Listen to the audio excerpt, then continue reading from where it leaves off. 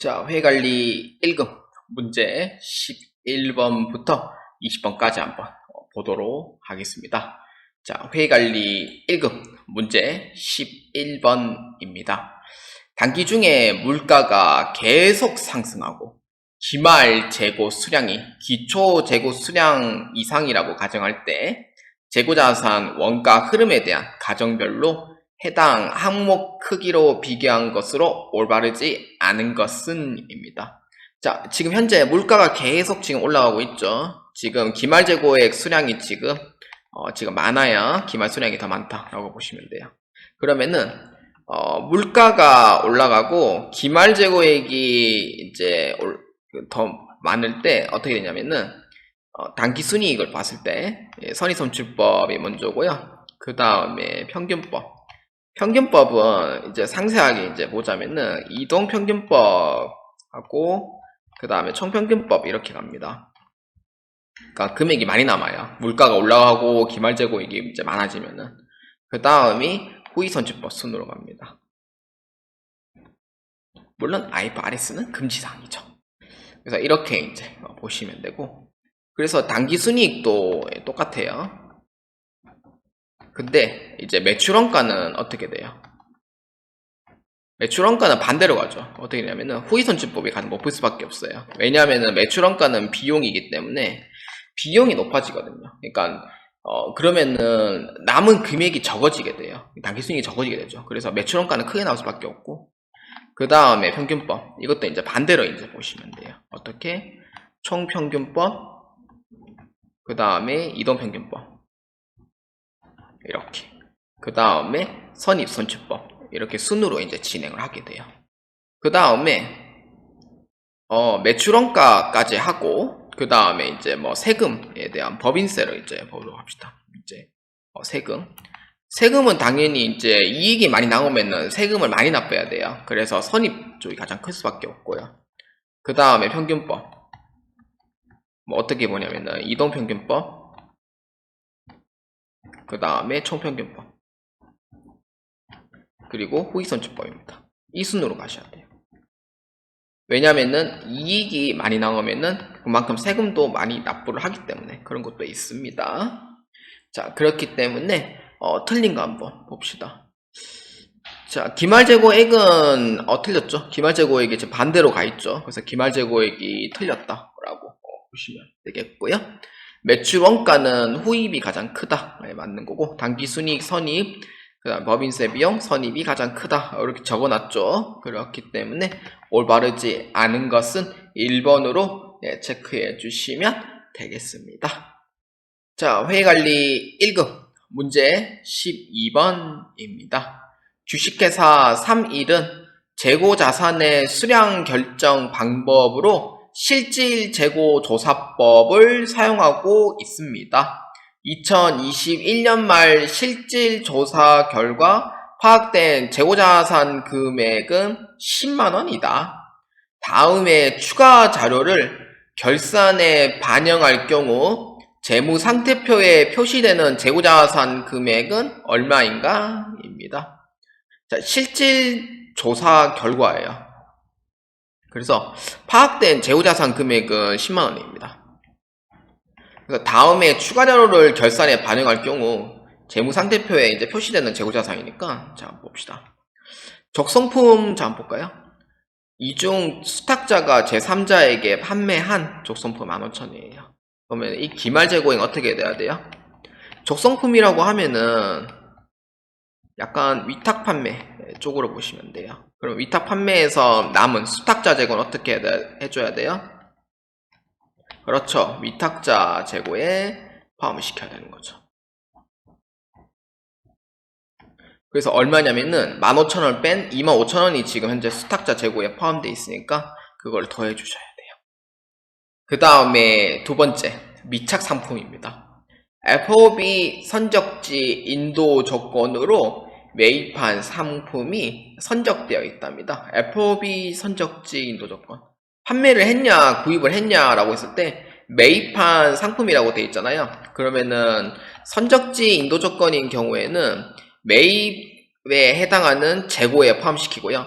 도착지, 그러니까 목적지 인도 조건은 매출자 재고에 포함시켜요. 그리고 매일비라고 언급이 나와 있기 때문에 이 15,000원은 플러스 시켜주시면 됩니다.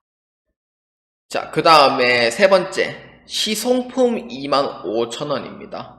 이거는 이제 그런 의사결정을 해서 이제 수익을 얻는 이런 방법이 되죠. 근데 10,000원에 대해서는 의사를 표시를 했대요. 산다 했잖아요. 그러면 15,000원은 아직 의사결정을 안 했는 거죠. 그래서 의사결정을 안 한 15,000원을 포함시켜주면 돼요. 자, 그러면은 이에 해당하는 정답은 얼마냐면은 기존에 이제 10만원이었고요. 그 다음에 25,000원 더해주고 15,000원 더해줘요. 자, 더해주고 더해줘요. 아까 더해주고 다시 155,500,000원입니다. 그렇기 때문에 정답 몇 번이에요? 155,500,000원이 이제 최종 기말재고액이 됩니다. 그래서 정답은 2번으로 체크해 주시면 되겠습니다. 자, 회계관리 1급 문제 13번입니다. 주식회사 3일에 2021년 중 재고자산의 거래 내역은 다음과 같습니다. 다음 자료를 바탕으로 선출법 하에서의 매출 원가를 구하면 얼마인가? 입니다. 단 회사는 실질재고조사법에 의하여 수량을 기록한답니다. 자, 선출법 하에서 진행을 한답니다. 그러면은 기초재고가 출고 1번, 단기매입 3월 15일이 2번, 단기매입 5월 16일이 3번 이렇게 됐죠. 그러면은 여기 이제 이 순대로 진행을 합니다.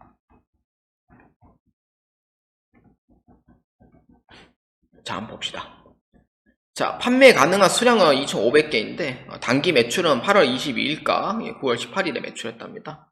그러면은 이거를 통하여 8월 22일에 이제 출고를 하니까 1월 1일 거부터 먼저 내보내죠. 그래서 몇 개 내보내냐면은 1월 1일 거에 800개를 내보내줍니다. 그러면은 그래도 300개가 남아요.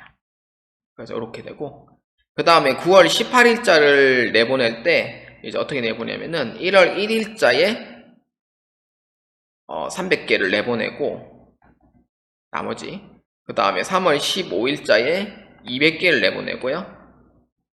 그 다음에 5월 16일자에 그러면은 500개 남잖아요. 그러면은 1200개 중에 500개를 내보내요. 그러면 요거는 없죠, 이제. 그러면 500개를 내보내줍니다. 그럼 몇 개 남아요? 700개가 남는 거죠. 그러면 단위 원가는 요거는 다 없어졌으니까 이것만 남게 되는 거예요. 그래서 요렇게 이제 출고를 하면은 마지막 이제 남은 기말 재고에 700개는 여기에 5월 16일에 매입한 수량이 되는 거죠. 그래서 이렇게 남는 거고, 근데 이 문제에서는 매출원가를 찾는 거니까 각각 단가를 다 곱해주면 돼요. 80원, 여기에 80원, 여기에 110원, 그 다음에 100원 이렇게. 그래서 각각의 금액을 다 해가지고 다 더해주면 됩니다. 그러면 이게 얼마냐면은 이렇게 돼요. 각각 금액을 다 합치면은.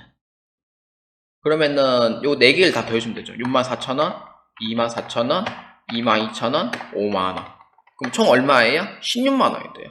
그러면 정답은 몇 번이에요? 13번의 답이 4번으로 보아주시면 됩니다. 그래서 총 매출원가는 얼마입니까? 라고 하면은 4번에 16만원이더라 라고 보아주시면 되겠습니다. 자, 회계관리 1급 문제 14번입니다. 주식회사 3일은 2021년도 결산 시 보유 중인 재고자산 중 원재료에 대한 재고자산 평가 손실 300만원 및 제품에 대한 재고자산 평가 손실 500만원을 반영하기로 합니다. 주식회사 3일이 수행할 결산 수정분계로 옳은 것은 입니다. 자, 원재료에 대한 재고자산 평가 손실이 300만원이 존재를 합니다. 그 다음에 제품에 대한 재고자산 평가 손실 500만원을 반영하기로 했대요. 자, 그래서 주식회사 3일이 수행할 결산분기로 옳은 것은 이라고 되어 있으니까 재고자산 평가 손실은 각각 해줘도 되고 뭐 한 번에 합쳐도 되는데 뭐 상관없어요. 네, 그렇기 때문에 뭐 재고자산 평가 손실은 요건 매출원가 다 포함시키는 거예요. 나중에 회복되면 매출원가에서 빼주면 돼요. 그래서 영업 외비용 들어가 있는 거 다 틀렸어요. 그러면은 3번 나오고 2번이 되잖아요. 4번은 영업 외비용이 안 들어가 있고 들어가 있어 다시 할게요. 들어가 있어서 틀린 거고 1번 영업 외비용 들어가 있어서 틀린 거고 그럼 2번은 맞죠? 3번은 틀렸죠. 왜냐? 제품만 재고자산 평가 손실하는 거 아니잖아요. 원재료도 재고자산 평가 손실하는 거고. 그렇기 때문에 금액이 틀렸고요. 그래서 정답은 2번밖에 없습니다. 그래서 정답은 2번으로 처리해 주시면 되겠습니다. 자, 회계관리 1급 문제 15번입니다. 다음 중 유가증권의 분류에 관한 설명으로 올바르지 않은 것은 입니다. 유가증권의 분류입니다. 유가증권이라고 하면은 단기매매증권, 그 다음에 매도하는 증권, 그 다음에 만기보유증권, 이렇게 이제 세 가지가 되고요. 자, 한번 보겠습니다. 자, 1번 채무증권 중 단기 매매증권이나 만기 보유증권으로 분류되지 않은 유가증권은 매도 가능 증권으로 분류한답니다. 그래서 채무증권 중 단기 매매증권이나 만기 보유증권을 분류되지 않은 거잖아요. 이거는 이제 매도 가능 증권으로 분류를 할 수 있는 게 맞습니다. 채무증권에 대한 부분이에요. 그래서 맞아요. 그래서 1번은 맞다라고 보시면 되겠고요. 그 다음에 2번 지분증권을 취득하여 피투자 기업에 대해 유의적인 영향력을 행사할 수 있게 된 경우 지분법 적용 투자 주식으로 분류해야 한다. 유의적인 영향력을 행사할 수 있잖아요. 그거는 지분법 적용 투자 주식으로 분류를 해야 하는 게 맞습니다. 그래서 2번은 맞다라고 보시면 됩니다. 그 다음에 3번 매도 가능 증권으로 분류된 지분증권을 1년 이내 처분할 것이 거의 확실한 경우 단기 매매증권으로 분류해야 한다. 지분증권을 1년 이내에 처분한 것이 거의 확실하다 라고 했을 때 저는 이거를 틀렸다고 봅니다. 왜냐하면은 그냥 매도 가능 증권을 이게 시장성이 있냐 없냐 그거를 떠나가지고 이게 이제 1년 이내에 이제 뭐 처분이 이제 확실하다라고 하면은 이걸 그냥 유동자산 바꿔주면 돼요. 그냥 매도가는 증권도 유동자산이 있어요. 시장성이 없거나 이럴 때 이제 쓰는 거고.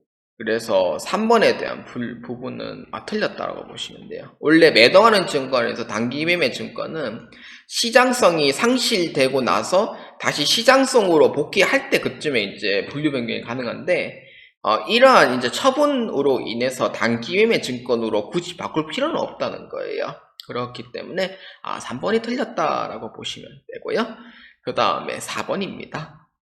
채무증권을 만기일까지 보유할 목적으로 취득하였으며 실제 만기까지 보유할 의도와 능력이 있는 경우 만기 보유 증권으로 분류한답니다.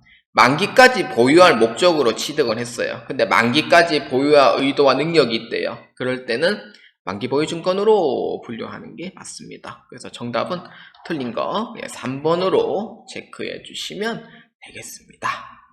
자, 회계관리 1급 문제 16번입니다. 다음 중 장기 금융 상품에 대한 설명으로 가장 올바르지 않은 것은 입니다. 자, 보겠습니다. 자, 1번 장기 금융 상품이란 유동자산에 속하지 않는 금융 상품을 말한다. 맞아요. 이거는 투자자산을 뜻하죠. 그래서 1번에 대한 부분은 유동에 속하지 않은 금융상품 맞다라고 보시면 됩니다. 그 다음에 2번 장기 금융상품 중 만기가 1년 이내에 도래하는 장기 금융 상품은 단기 금융 상품으로 개정 대체해야 한다. 그러니까 만기가 1년 이내에 도래하잖아요. 그러면은 단기로 바꿔주셔야 돼요. 그래서 맞다라고 보시면 되고. 그 다음에 3번.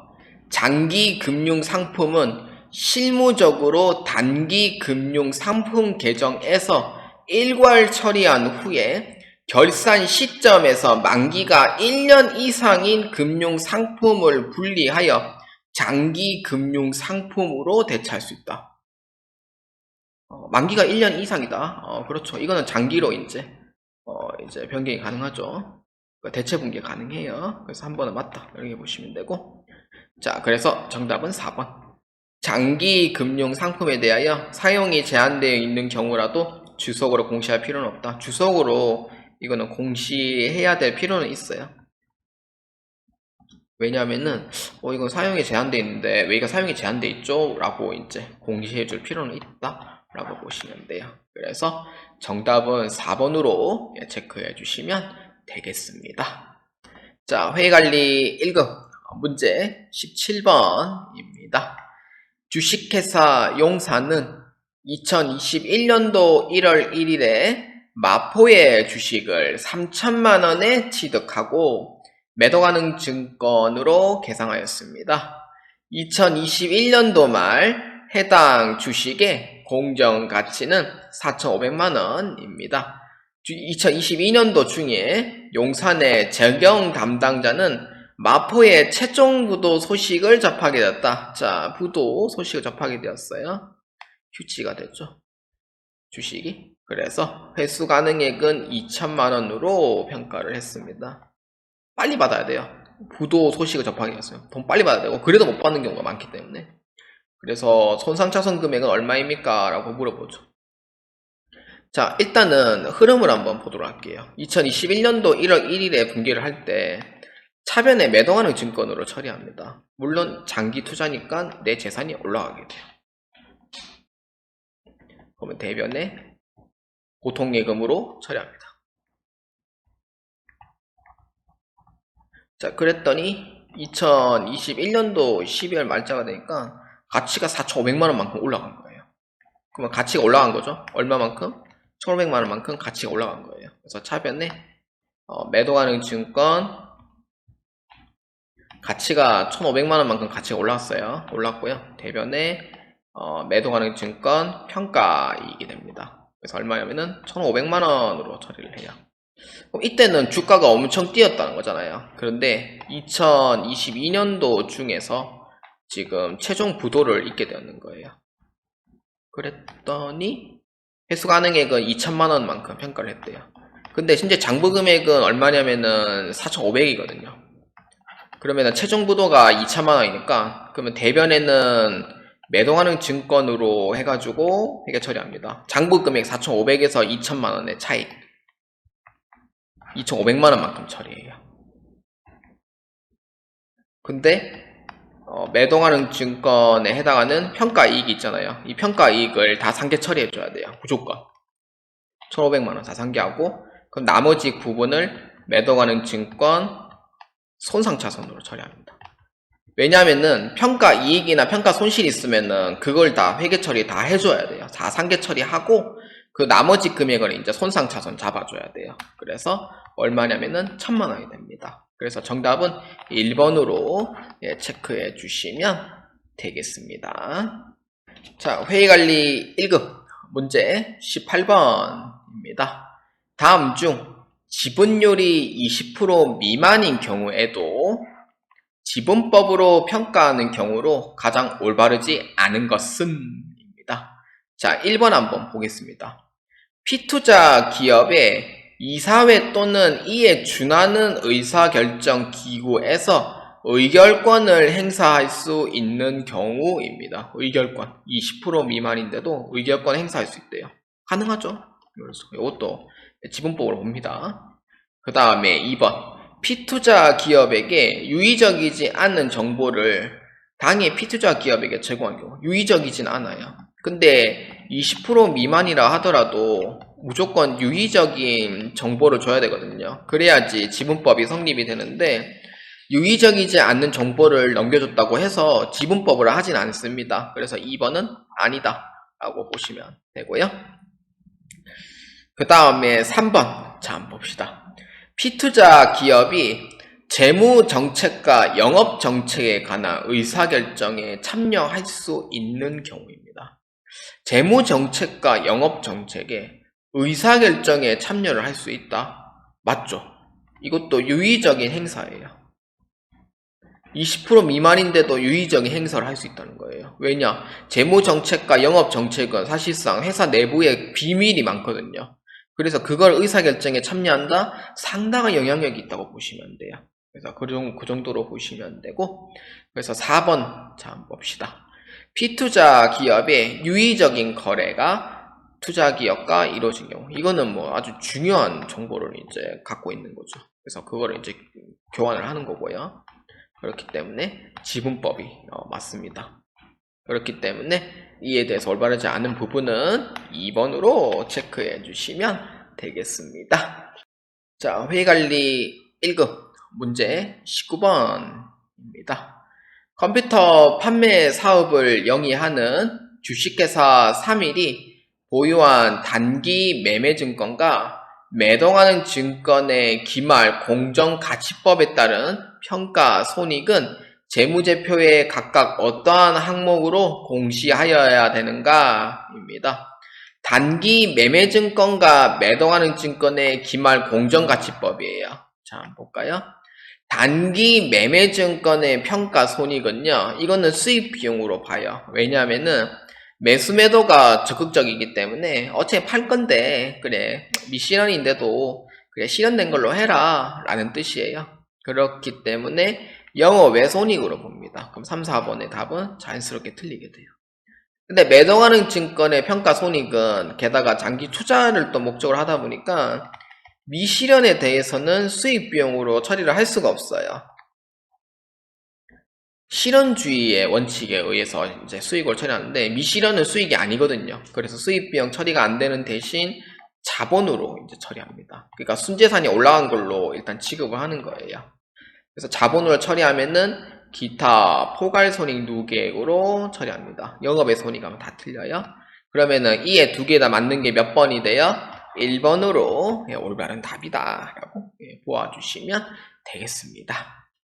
자, 회의관리 1급 문제 20번입니다. 자, 20번 문제는 제가 미리 얘기해 드릴게요. 이 문제의 답은 2,550만원입니다. 그래서 정답만 얘기를 하겠습니다. 솔직히 얘기해서 이 문제가 1월달, 7월달 두 개의 차가 이 문제가 존재하는데 제가 그래서 아마 하는 방법이 다른데 아무리 이 자료를 찾아봐도 지금 답이 없어요. 그래가지고 답은 2번으로만 체크하고 아쉽게도 이 문제를 만약에 문제를 알아낸다면은 댓글로 적어드리도록 하겠습니다. 자, 이 문제는 좀 죄송하게 생각을 합니다.